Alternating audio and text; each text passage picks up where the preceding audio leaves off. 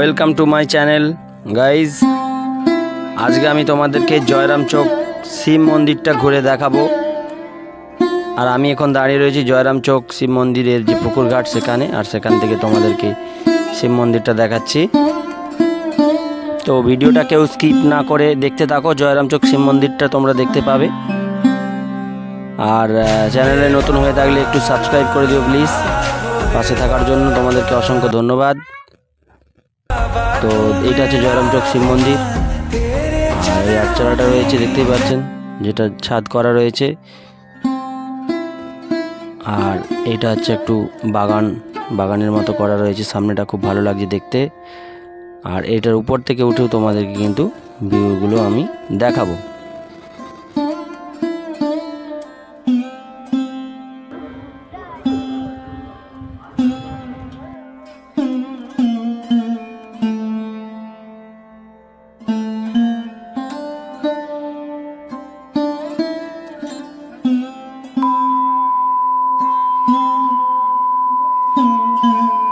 জলের মধ্যে দেবাদিদেব মহাদেব বসে রয়েছে,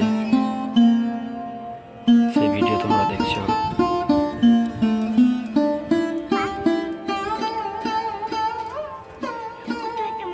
আর সেই হর পর্বতী ঘাট।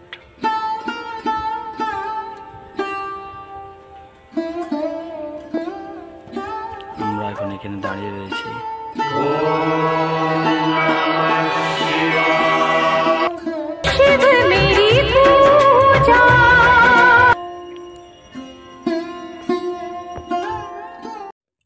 তো এই জায়গাটায় যারা ঘুরতে আসতে চাও তারা কিন্তু বিকেল টাইমে আসো আর এনজয় করো।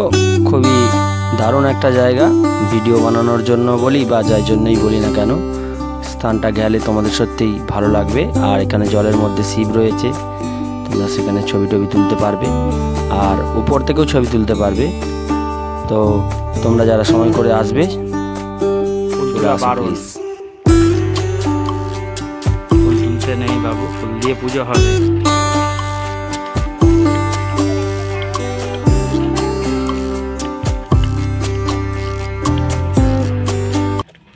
A few moments later. আমি একদম শিব মন্দিরের উপরে উঠে পড়েছি। আটচালাটার উপরে যে ছাদ করা রয়েছে সেখান থেকে জয়রাম চক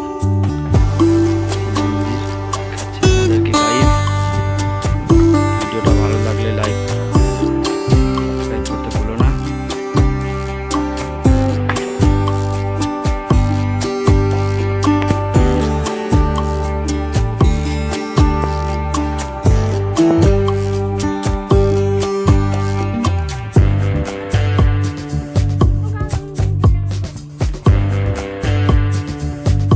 দাঁড়া দাঁড়া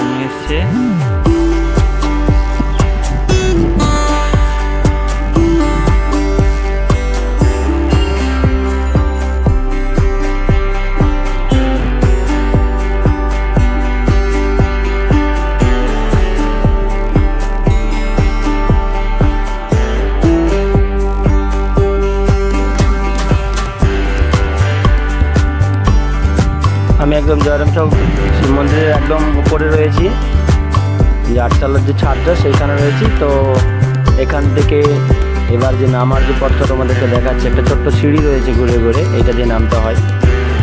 সিঁড়ি দিয়ে আমরা নামানো।